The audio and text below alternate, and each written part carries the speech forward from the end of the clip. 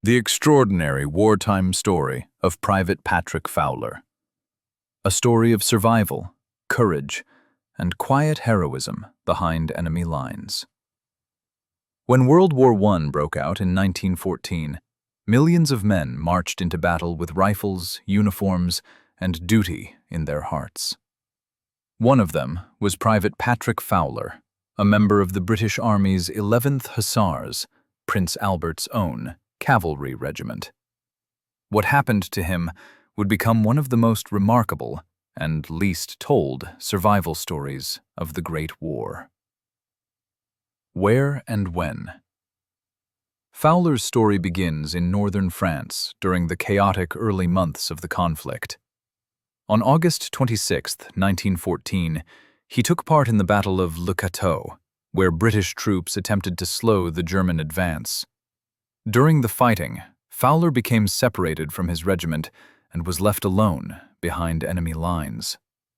For months, he survived in the woods, foraging for food and avoiding patrols. By January 1915, emaciated and at the end of his strength, he was discovered by a French local named Louis Basquin, who chose to help rather than report him. Basquin brought him to the farmhouse of his mother-in-law, Madame Belmont-Gobert, and her daughter Angèle, in the village of Bertry. The cupboard. The family faced a terrible dilemma. If German soldiers found Fowler, they would almost certainly be executed, and so would those who sheltered him. So they hid him in a large farmhouse wardrobe, a cramped space about 5 feet high and less than 2 feet deep.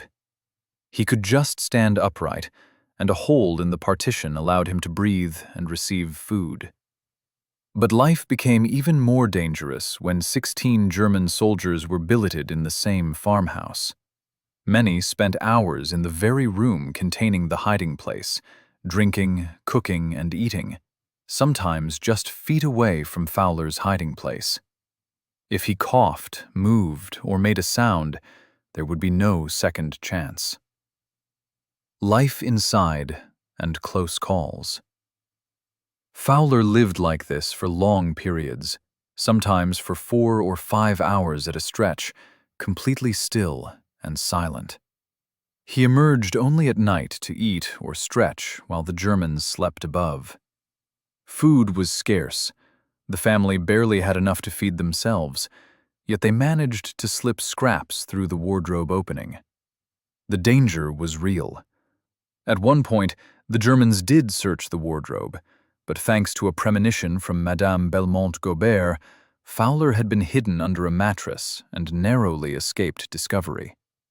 A neighbor's dog once sniffed too close to the wardrobe as well, but again, fortune held.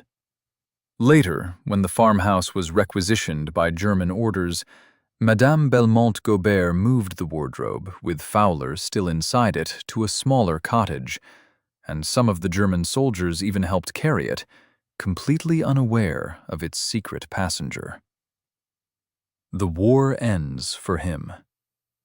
For more than 3 years, Fowler lived in fear and isolation, even after the move. He was only able to leave behind the cupboard when Allied troops liberated the village on October 10, 1918.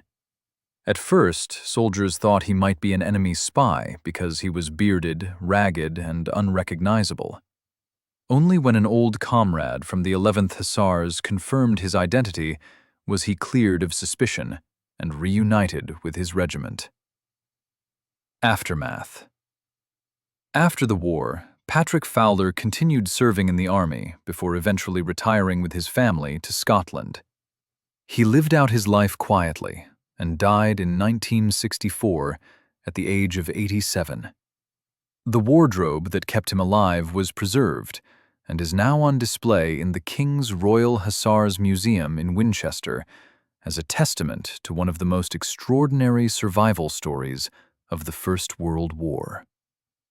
Madame Belmont-Gobert was later honored for her bravery, receiving an Officer of the Order of the British Empire, OBE, for risking her life to save him. Why this story matters. This is more than a tale of hiding. It's a story of unwavering human kindness, incredible endurance, and the strange twists of fate that defined the Great War.